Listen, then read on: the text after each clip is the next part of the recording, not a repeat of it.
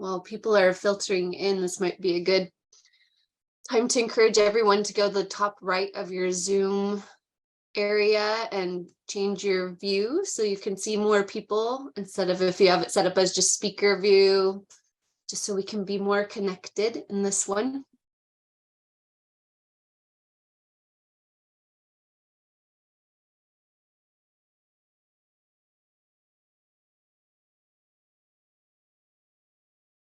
Cool. Well, it's 12:02. Participants may keep coming in, but I was thinking that we could go ahead and get started if that's okay with everyone. Cool. Cool.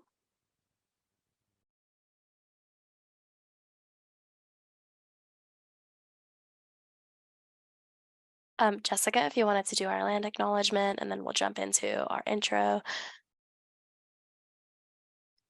Definitely. So we wanted to acknowledge that all three universities do acknowledge differently that our land is on the land and territories of Indigenous peoples. And so we have the slide here for everybody's awareness and education.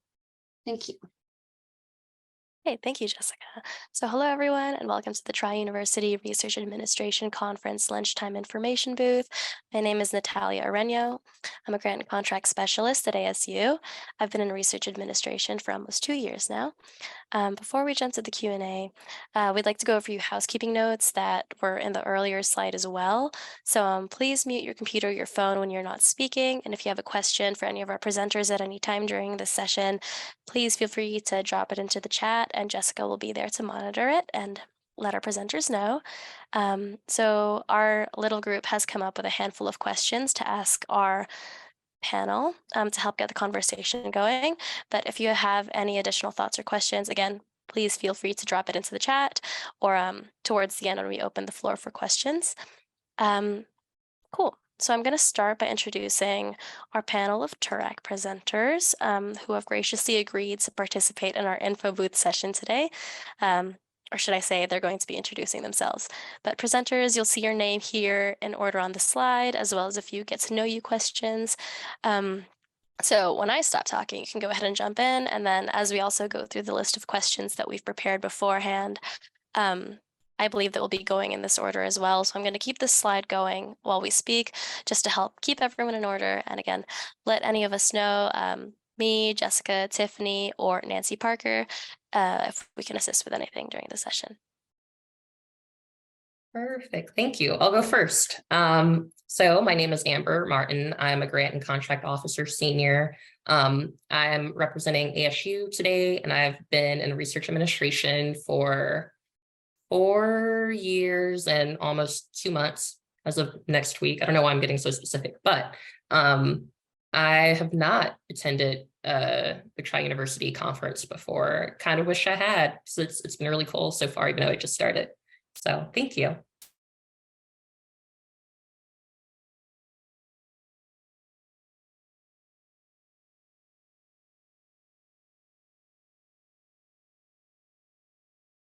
Is Andrea here?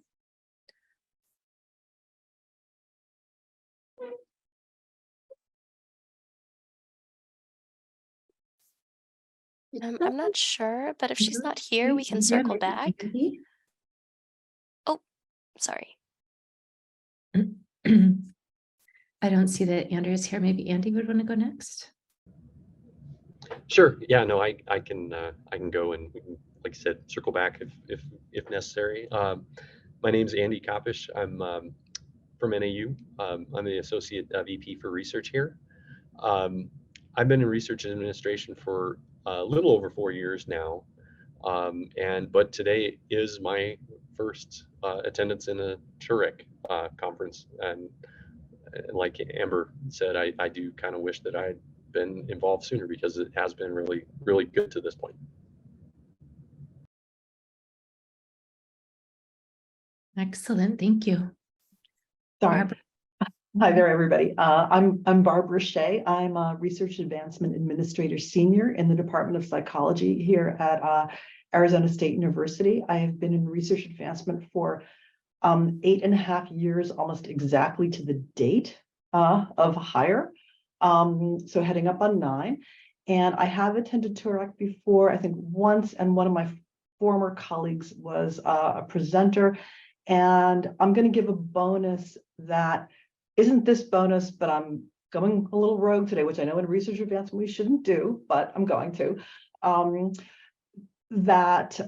have only been in one department at ASU in all my time here. I know so many people float around to different areas, but I started in psychology and I'm still here, and I don't think I want to go anywhere else. So anyhow, that's my anecdote. I think I'm next on the list. I'm Haley Bohal, Assistant Director, Research Development, which is adjacent to Research Administration. I'm at Arizona State University, and I've been in Research Administration since 2010 when I was a student employee here. So I've been around a while. I also have not attended one of these conferences yet, and I'm glad to be here. Awesome. Thank you, Haley. I am Jen McCormick, coming from the University of Arizona. My title is Research Development Associate, and our office is in the larger unit called Research Innovation and Impact. I've been in research admin for about 4 years, 1 year with UA, and then 3 years I was serving the Thonoth Nation on the Gawa'u District, the far west side, in research admin. And I've never attended TURAC before, but so happy to, and we'll be co-presenting with someone else who's here today, which is my colleague Matt Harp from ASU. I'll go next. I'm Kristen Heck. I'm a research advancement principal with the Arizona State University under College of Health Solutions. I've been in research administration at ASU for about 1.5 years, and this would be my first time attending this conference and also presenting, so I'm excited to do both.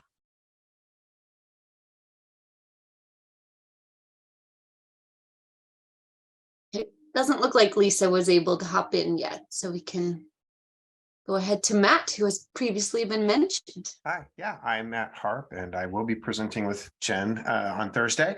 So I am research admin adjacent as well. I am from the library. I'm a research data initiatives librarian, and I represent a small cohort of us in the library that are delving more into the research support, processes that libraries involve, because we are largely associated with the academic enterprise at ASU, but we do have the research enterprise and knowledge enterprise. And so I've been in this area growing more and more, it seems like every day, for probably the past 6 to 7 years, give or take, where that relationship actually started to happen. This is my first TURAC, and I'm really excited to be here. Thanks, Matt. I'm Nancy Osgood, and I am a research advancement manager in the College of Health Solutions. I focus on strategic, large, complex proposals. I have been in research admin only here at ASU for almost 17 years. I can't believe. I started out part-time, waiting for the Great Recession to finish so I could go back to real estate. 17 years later, I'm still here. I've been to the last few TURACs, or however many we've had. The last thing I remember is a great presentation, I think by Shannon McClelland at U of A on intro to budgeting, which was great and was very helpful. And anyway, that's me. Perfect. Thank you so much to everyone for introducing yourselves. Yeah. Has anyone arrived who we missed the first time around? Andrea or Lisa? Nope. Okay. Not yet. Doesn't look Okay. That's okay. Okay, so before we jump into the questions, we thought it would be a little fun to start off with an icebreaker. So if you guys would like to go in the same order that you just went in, would you like to answer what was your very first job? And I can answer as well. This is my very first real job out of college, and it's very fun and exciting for me. I had a few jobs as a younger person in high school and college, but I don't really count those. This is my big girl job. I feel like I kind of like repressed this memory, but my first job was when I was 17 as a cashier at Sears, in like the mall that was right down the street from where I lived in Houston. It wasn't a great experience, and I realized that I can't count money under pressure. So that was fun. And ever since I had that job and like quit it, I have not set foot in another Sears. It's just like a no zone for me. So that's my first job.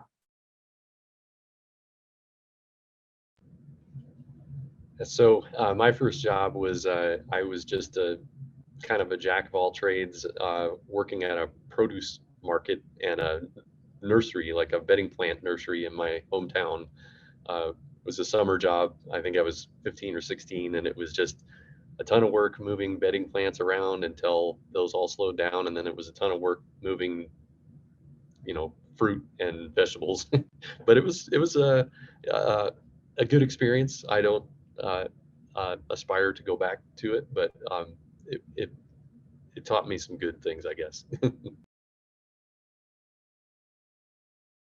Well, I think my first summer job, and I really can't remember, was as an ice cream scoop. Now, I'm from Massachusetts, where ice cream is a part of daily life. So that was actually a very important job. Okay. My first grown-up post-collegiate job was working as an admissions officer at a very small liberal arts college.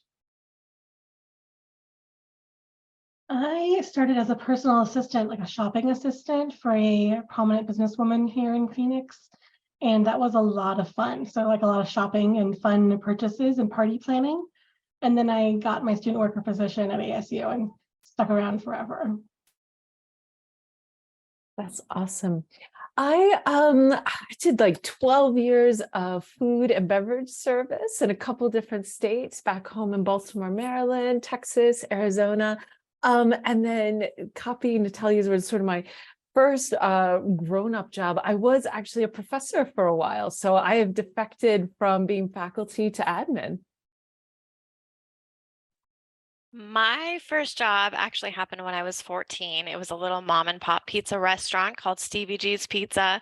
I started off as like taking orders as a cashier, then got to learn how to like make the pizzas, the dough, and all that stuff because they did everything from scratch. So it was a neat learning experience as a teenager. My first job, I don't really count it because it was only 2 weeks. It was at Long John Silver's, like frying the fish. But so my real first actual job at summer was also as an ice cream scoop for Thrifty's drugstore. And then my job prior to being at ASU, I did a brief stint at PBS and community outreach. My first was similar to Amber. I was working for a retail store as a cashier. Oh, that's it. Hello, everybody. I'm joining late. I'm not sure if I'm catching up or if I'm joining you where you're at.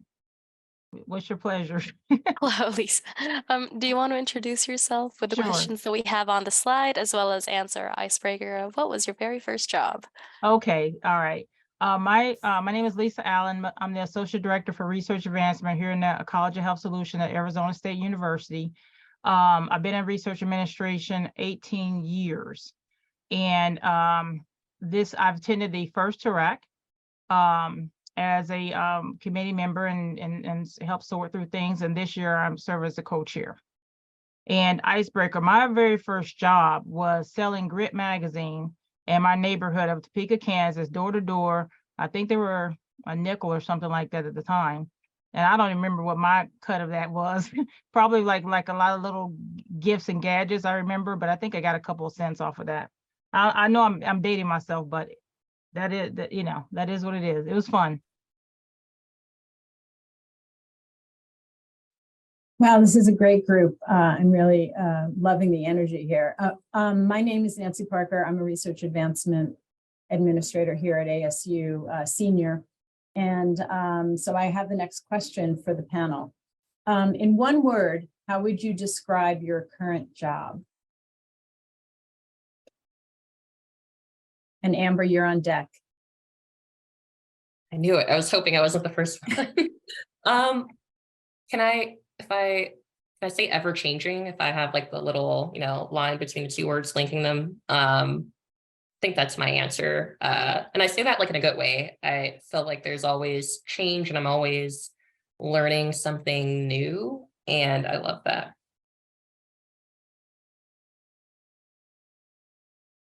And Andrea, I guess, has not shown up. So Andy, you're next. Yeah, well, that's Amber's was a great word. I think I would multi-dimensional was the one that I thought of. It just simply for most of the same reasons that she mentioned. Is it's something new every day, and a lot of things that I hadn't thought about at all before we're plunged into having to think deeply about them, which is, it's exciting as well. So I think it's a good, I'm trying to frame it as a good word, but my job definitely, like a lot of people in this room, changes pretty substantially day to day. Yeah, so I'll echo everybody's and say dynamic with all of its relative meanings. Haley?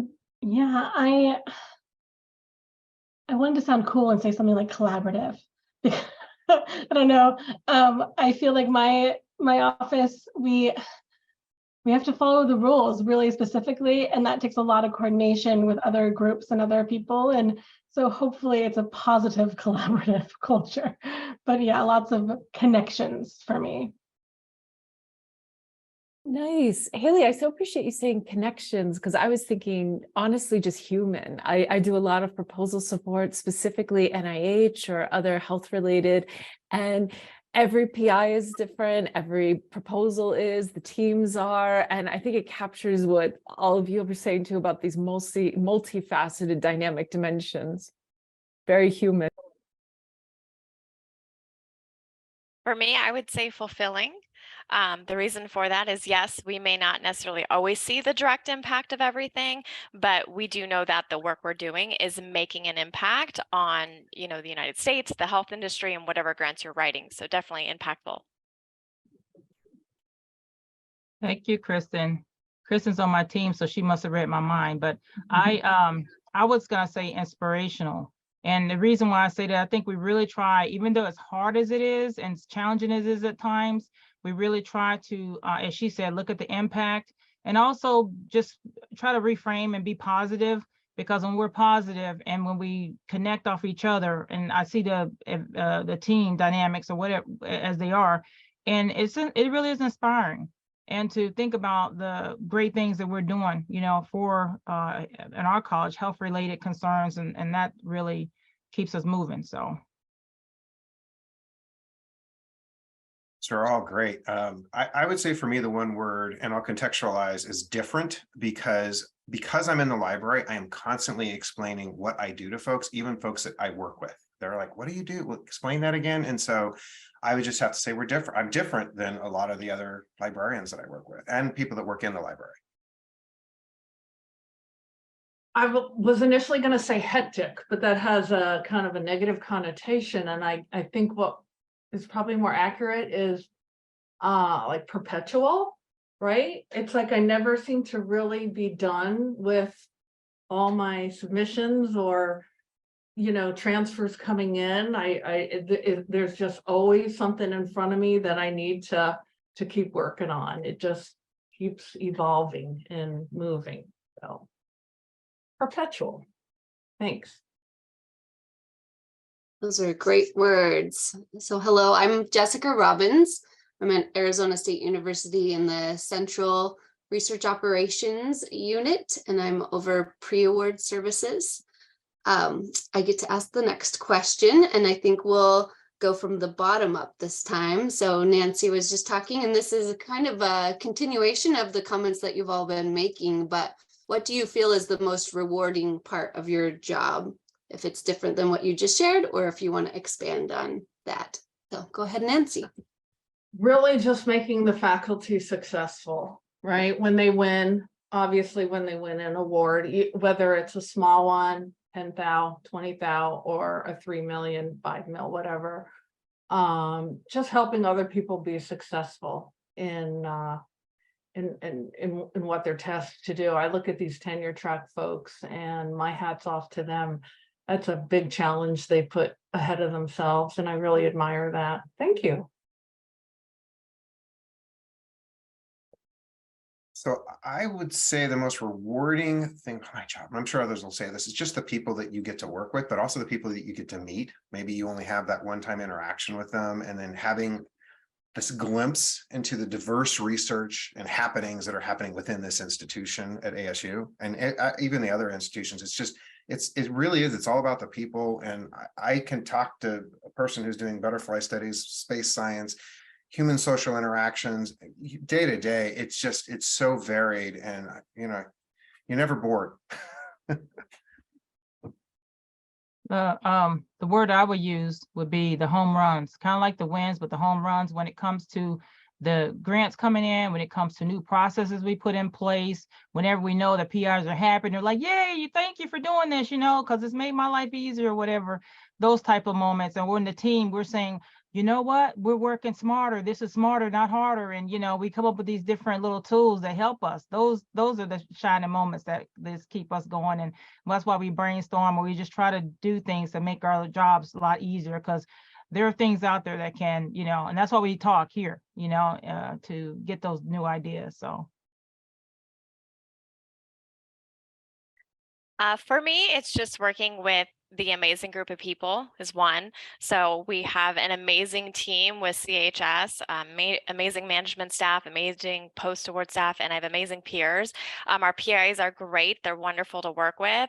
And then even seeing we're for research grants that may personally impact you. I know for me, I had a son born with a cleft lip and cleft palate. And about 3 months ago, I had a grant awarded that was for research around cleft lips and cleft palates. So it was super interesting to kind of see the stuff that you've had impact you maybe personally, and then writing those, helping the PIs write those grants, and then seeing those grants actually get awarded.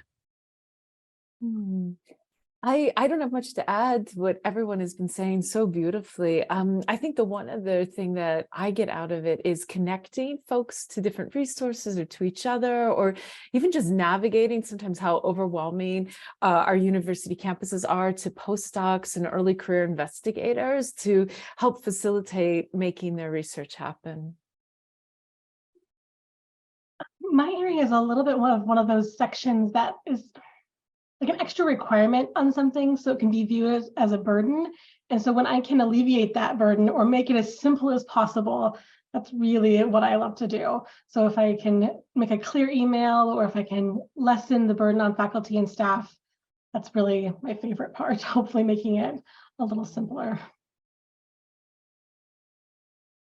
I think the most rewarding thing for me is really, I'm echoing a lot of people here, but working with the people that I'm working, really developing a team and really establishing a relationship. It's not just you and your team, it's not just you and your manager, but the relationships with the PIs, and the breadth of PIs that we get to work with is really great. I work with a lot of graduate students. I work with some postdocs. I work with early faculty. I work with very senior people.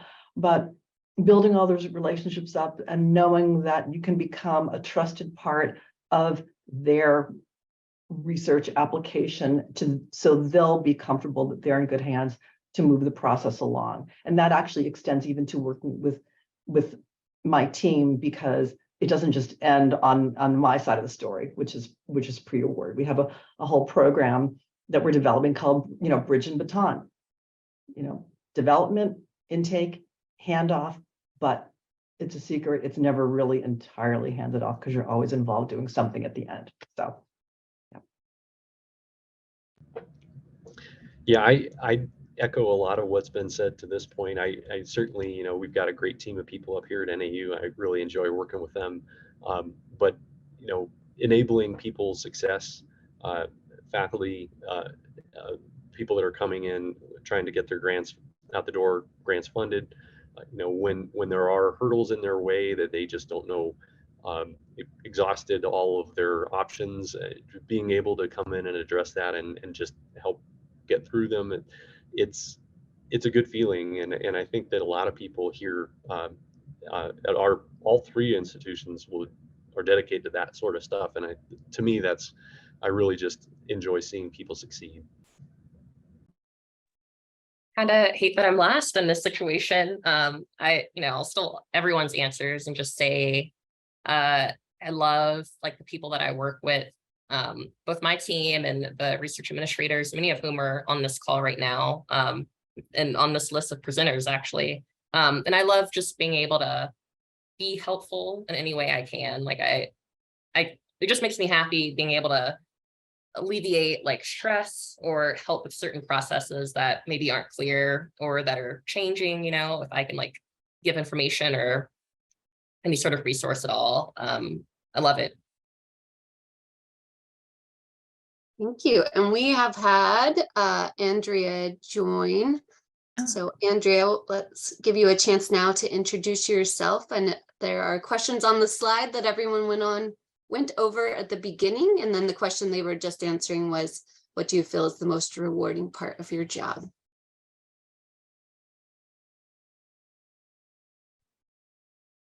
Hello, everyone. Sorry to be a little late. My position is Vice Provost for Research at Diné College, and I have been in research administration for about 3 years total. I've never attended TURAC before, and I will tell you that I was late because I was speaking with our provost because we don't currently have a policy for internal competitions. And so we have 2 people that are interested in the same award, which is really exciting, but how do we handle that? And that's just like another thing that we'll get to stand up at Diné College. So my favorite thing, which sounds like what people were talking about, is just getting to really build this program out from the ground up and creating things as we go along. And it's very exciting and frankly, a little bit overwhelming. But great to have support from folks in this community. And I think many of you probably met our amazing team earlier, and it's very exciting to have some other folks on board. So that's my update. Thank you. Excellent. Thank you. Glad you were able to join. I haven't spoken yet. My name is Tiffany Lehn. I'm Assistant Director for International Grant Initiatives, and I work at EdPlus, which is the unit at ASU that houses ASU Online and all digital initiatives. And I work in research for one of our grant-funded projects, so leading our MEL pieces of that grant. So jumping into the next question, what skills do you believe are necessary to advance in a career in research administration? And it's a 2-part question. The second part being anything that you'd like to share or comment in terms of your own career trajectory. What has been critical to advancing in your career in research? I'll drop the question in the chat if anyone needs the written reminder of what we asked. Maybe we should start at the bottom again to give Andrea some time to prepare. Nancy, do you want to kick off?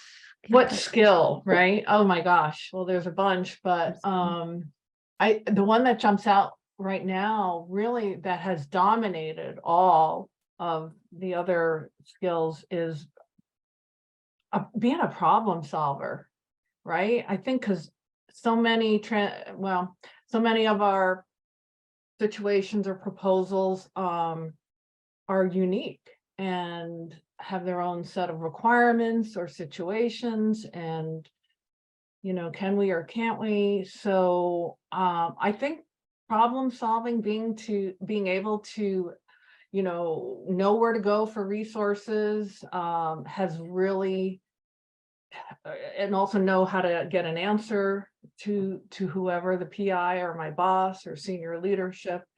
I think that has really been the biggest one to me, the most beneficial, that has helped my job across the continuum, being a problem solver, being resourceful. Yeah, thanks. Excellent. Thank you. Matt? So I'm not sure if this is a skill or a disposition, but I would say having empathy is a huge component of what we do, because like Nancy was talking about, like everything's different. And particularly the things that I work on, which is research data management, planning, publication of research data. So it's super complex. Folks just want something very simple, because honestly, it's not the thing they think about first and foremost when they're preparing to send in a proposal or going through the project. And there's so many nuances. And then when we start talking about things like indigenous data governance and sovereignty, that gets even more complex. And so you really have to have the ability to pivot and to really have empathy for the folks you're working with and then the folks they're working with, right? So it's this huge understanding of an ecosystem that you're in, and just being able to adapt and learn and change, being able to weather sometimes hard conversations. Folks just want a simple link to something and they just want to be compliant, and or some don't, right? And so I think just kind of navigating these waters it's something that they didn't teach me in library school or even in my undergraduate degree, because I was a fine arts major, by the way. Like, so how did I get into research? It's a story. So I guess just pivoting, being able to learn, taking on new challenges, and empathy, again, empathy. So hopefully that helps. Very helpful. I think for me, my my career prior to coming into research administration was in I did a lot of work in human services, mental health, and all types of gamut. Okay. And through that, you meet all types of people, different personalities, people with all different types of issues, day-to-day life types things. And that has, in my research administration career, really helped keep me grounded a lot. I think that when we talk about folks that have challenging situations, or what we might consider personalities that are very strong and may come across as even condescending, we have all kinds of different scenarios going on. And one of the things that I do, and I also try to help my team, is to really depersonalize some things right off the bat, and also look at the fact that conflict resolution really is about just, the conflict is, I have a need and it's not met. That's pretty much what it is. So trying to figure out what the need is and trying to figure out how to help that person navigate that, so that we can, come to some mutual understandings. So I think conflict resolution, objectivity, and ability to depersonalize a lot does help me in this career. So for me, I would say there's a few things. So first off would be like learning and adapting. We get different types of proposal submissions all the time. A lot of them have the different nuances, and you have to be able to go and look at those resources and learn the nuances of those proposals and adapt to where you need to adapt to get that submission done. The other thing would be definitely communication skills. There's a lot of communication that we do back and forth with our PIs, leadership, with the other departments.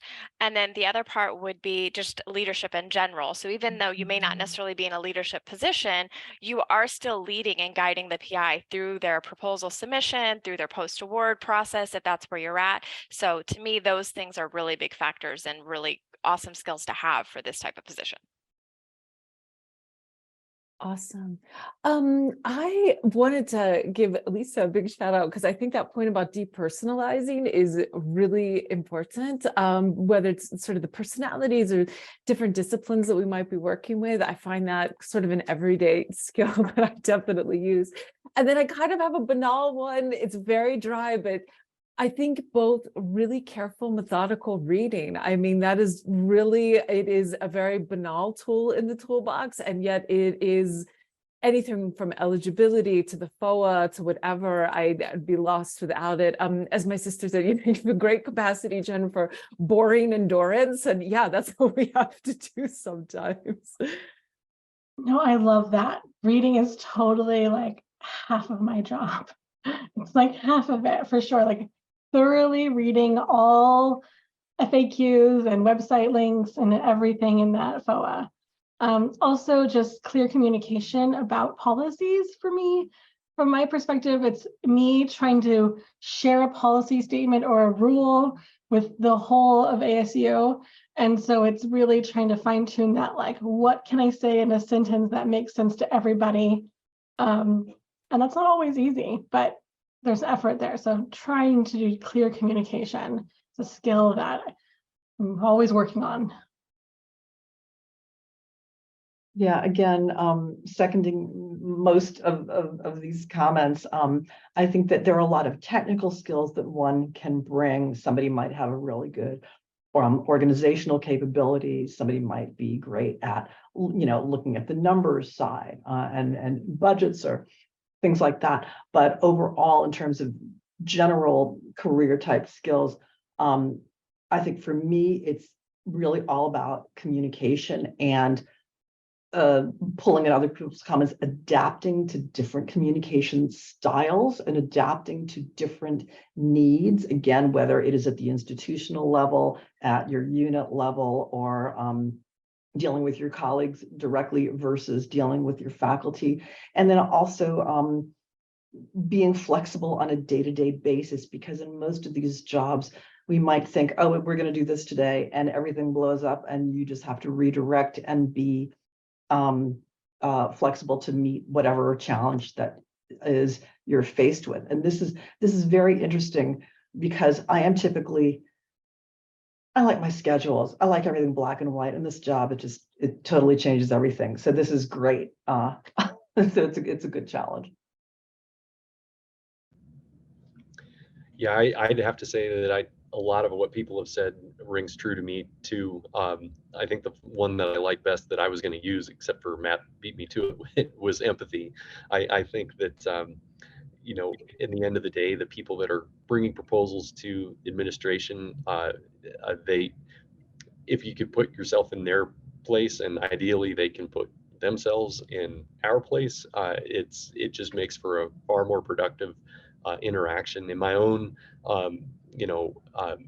everybody's trying to get to the same goal, which is to, have success in the actions that you're sponsoring. And the other thing that I think I would add to it, which is, it was instrumental in my own development, was just simply relying on your team and not being afraid to ask questions, or not being afraid to ask questions that make people's eyes roll, which I have done abundantly since I've been in my role.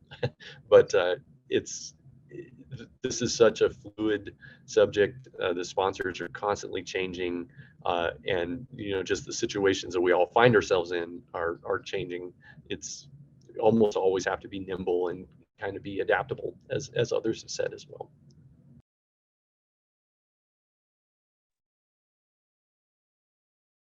Thanks, Andy. And I really agree with so much of what has been said, from being a careful reader to being empathetic and being a problem solver. And I would just say also, just to really have a passion for knowledge creation, which, when you think about it, is what is happening with research. And so, everybody knows that this job is really stressful and there are so many moving parts, but I think the fun side, or the motivating side of it, is just, talking to someone about a creative writing proposal, and then someone else about zoonotic diseases and how we're going to set that up, and just like the many projects that there are, from water safety and microgrids on Navajo Nation. There are just so many interesting things happening and so much great work to be done.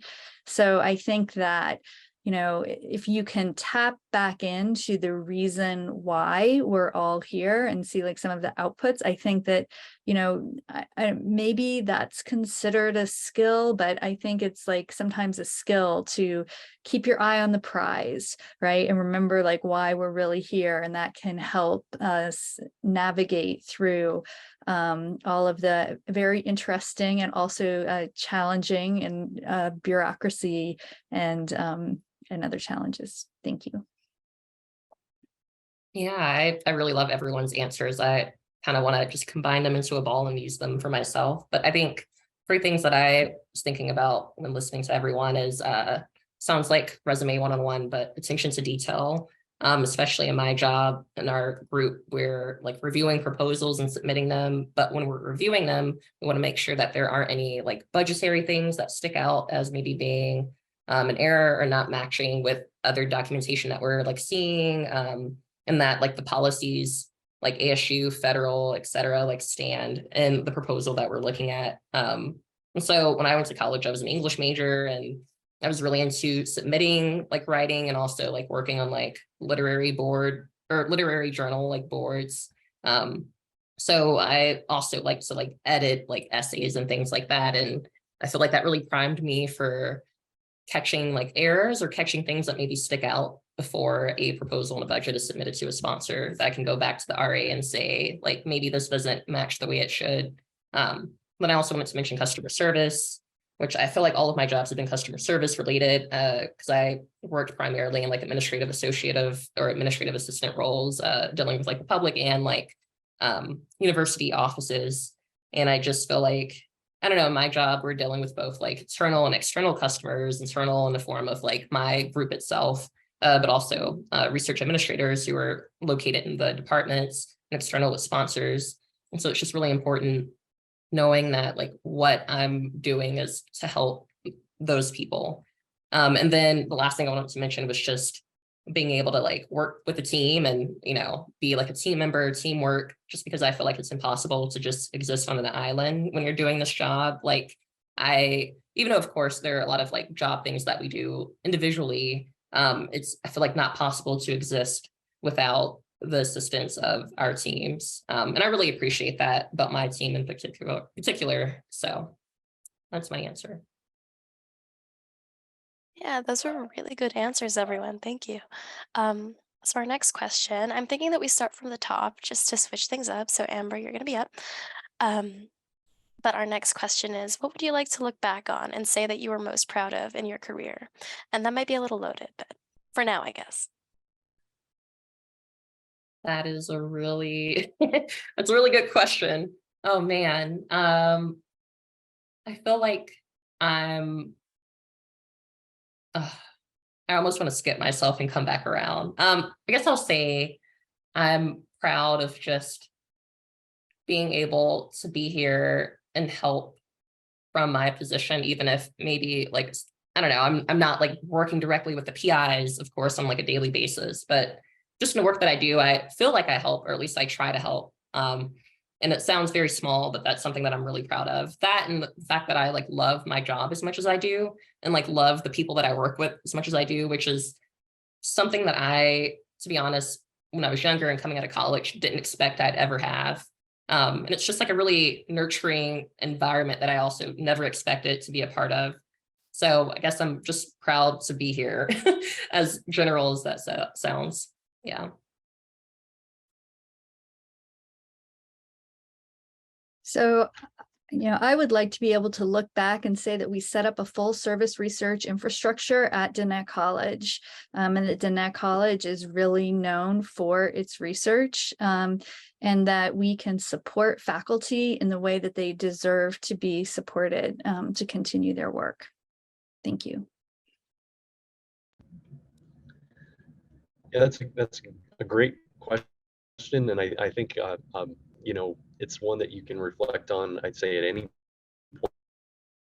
point in your career. But I mean, for me, it's just, I'd say, being able to look back at some point and just feeling like you made a difference is an attractive thing. And for me, I've been in research administration long enough that I've seen that my own university evolve a little bit. And most of the things I didn't have all that much to do with, but others I did. Like others, I was involved at least on some small capacity. And while it's not like I would be taking credit for those things, it's really nice to see something that you feel like you helped out that then develops to a point where it really is serving the community. And that's just maybe a small lens of the kind of things that I look for, is what I hope I'll look back on one day and say I was part of, at least.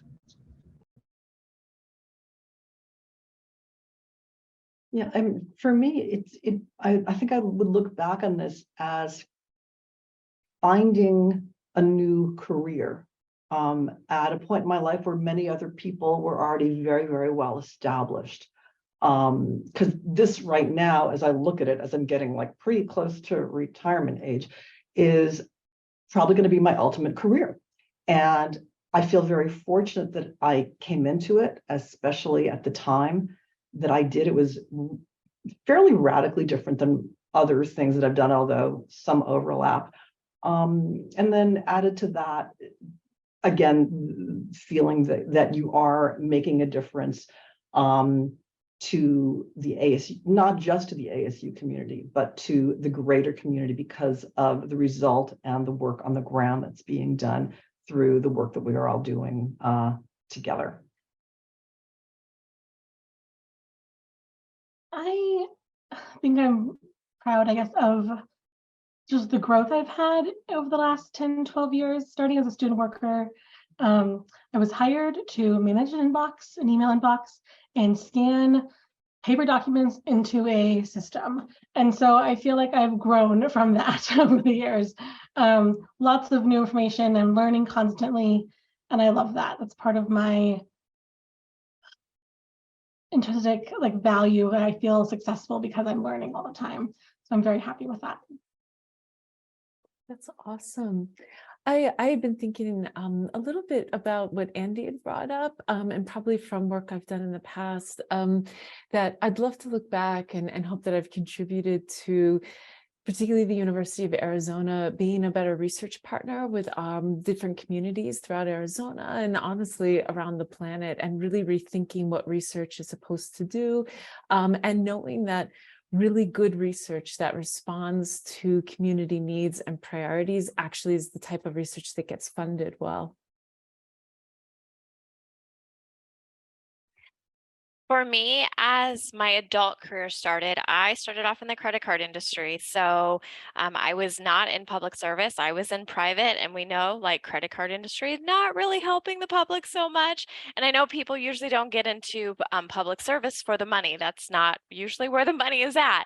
And then I spent 8 years of my adult career in that, and then transitioned over to the Arizona's Department of Education. So I was a grants fiscal director there and I was there for almost 10 years. And I got to see, and I was very proud about being in that position. I got to see some of the impact of all the grants and stuff that we funded to the schools, and the impacts and stuff that you got to see, all of the impacts on the students and things like that. And then I transitioned over to ASU as in research administration. So still in the education realm, but then also kind of getting involved in more of the medical side of things as well. So I think being in public service would be the biggest thing that I'm most proud of in my career, because there's actually an impact to the community rather than the credit industry where we're just putting people in debt. So this way I can actually see in my career an impact in what my work is actually doing, which is definitely very fulfilling.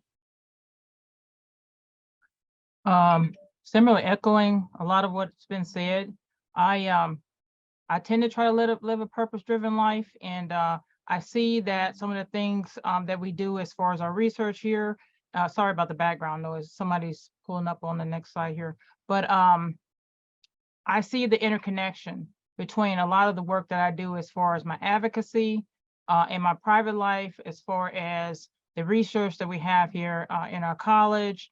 As far as being proud, and my team, they'll tell you this every day. I just feel like, of course I'm biased, but I have the best team, and I have 2 team members here, and I will tell them that daily. I think that when we surround ourselves with people that have, positive mindset, and you look at the health of your group or the people that you work around, there has to be some kind of impact that you're having in that regard. And so I just feel like just being positive, being a positive person, and always, trying to look for the good in people. I think that's the thing that drives me and I'm most proud of. Oh, these are all great. This is hard. This is a hard question in the sense of trying to encapsulate, what am I proud of? Because I feel like a lot of what we do is still a work in progress. And certainly the end result is having an impact on research, and from an enrichment level, not a compliance level. Because I like to tell people, I'm not the compliance police. I'm not knocking down on your door to make sure you're doing X, Y, and Z. We're here to help you. If you need help and you're willing to work with us and want to work with us, then we're going to work with you. But I would say that it's the collaborative aspect and the fact that, my work has been involved in keeping the library in the conversation, because we've had a number of organizational changes over the years.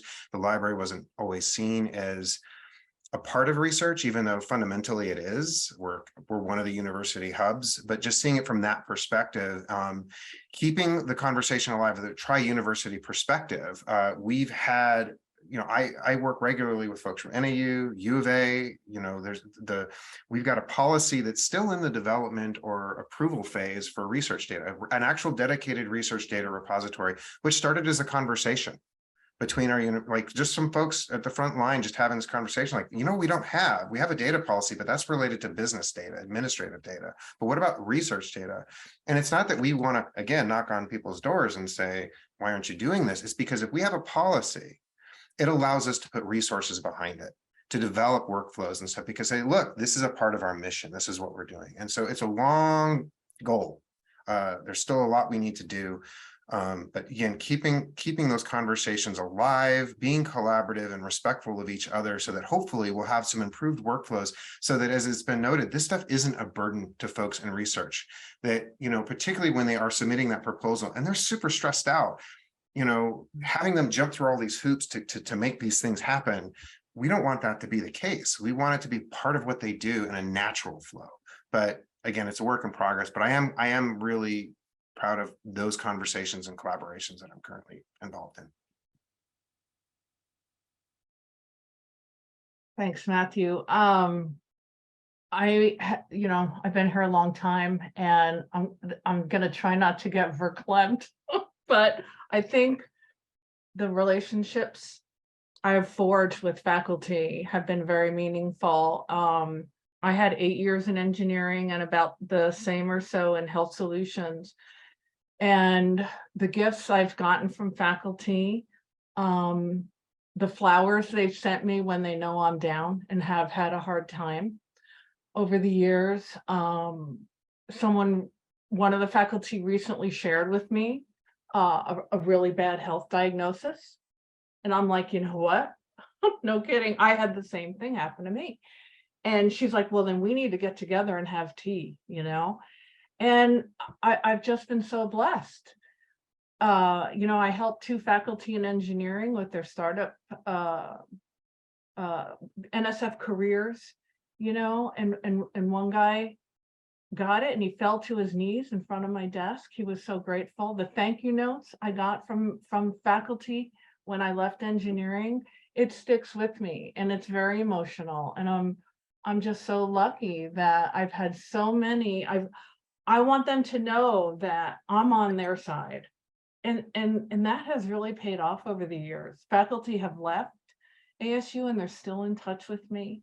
And, I'm choked. I really am choked. And it's just because I've let them know I care. And I don't know if I'm not really proud of that. I'm just happy that has happened, and that this job has given me the opportunity to really reach out and get to meet their kids. And I make them send me their baby pictures, that, like what we've all been saying, good relationships go a long way. So thanks. Okay, we're in need of wrapping this up, although we certainly have lots of other questions we'd love to ask. So I want to thank everybody for participating in the information booth. This has been really great and interesting, such diverse comments about your jobs. So I want to thank you all, and I want to also implore any of the participants that if you enjoyed this session today, consider registering for the info session that we're holding on Thursday, which will be NSF focused. We'll be speaking with somebody who works at NSF specifically and talk to him about his career.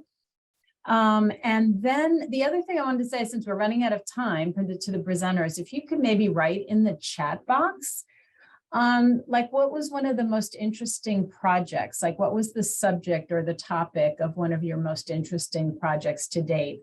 And while you're doing that, if there are any questions from the audience, from the participants, could you please put that in the chat, and we'll see if we can address some of them with the few minutes we have left.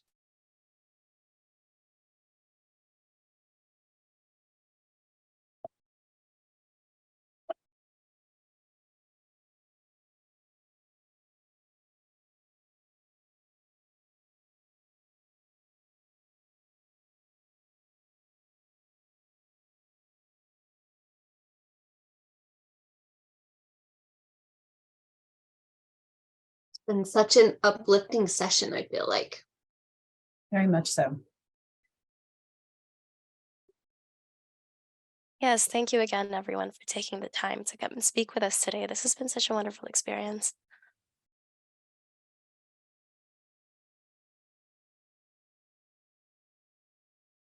All right, so we have a couple of projects people have shared. Haley shared that she loved working on a few Department of State human-to-human diplomacy grants with Dr. Bashirs from the West Campus. Hands down the best experience, she says. That's really neat. And Andrea shared that she had the opportunity to create a technology transfer center at Diné College. The first TCU to secure a patent and tech transfer has the possibility to secure IP rights for native artisans as well as scientists. That's awesome. Quite interesting. And then Jen shared one of her projects has been working with UA Banner, All of Us team. Barbara shared that one of her projects was working with a PI who once said to me, "Oh, I forgot to add the heroin into my budget." Don't hear that every day. No, you definitely don't.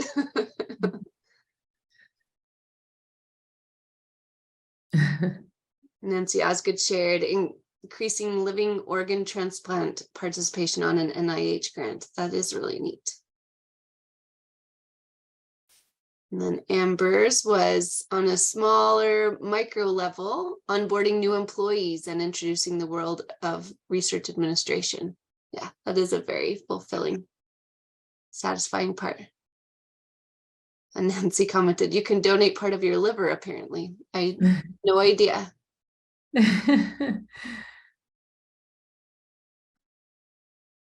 Kristen shared for her, it would be the one where she assisted on a grant for kids who have had cleft lips and cleft palates, as her son was born with both. And it was really fulfilling to be part of that project. And then Matt shared working with a group that used Minecraft for a Department of Defense funded project. That's the kind of thing that would get my 10-year-old into research. I was wondering, what was the age range of the participants? College, they were college students. Okay. Yeah, it was group dynamic testing, and they'd put them through these Minecraft paths and stuff. We have videos, it's in our repository, but it's a very big project. Very cool. That is cool. Fascinating, the breadth of subjects.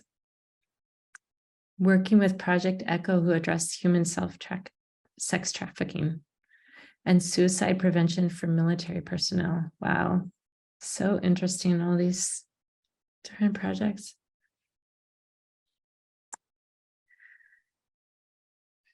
Fabulous. Well, thank you, everyone. Yeah, thank you, everyone. This has been really great. All right, so now hopefully we're all connected and Wednesday. can reach out to presenters with your questions, and we look forward to the rest of the sessions this conference. Bye, everyone. Thanks. Thank Thank you. you. Take care. Bye-bye. Bye-bye. Bye.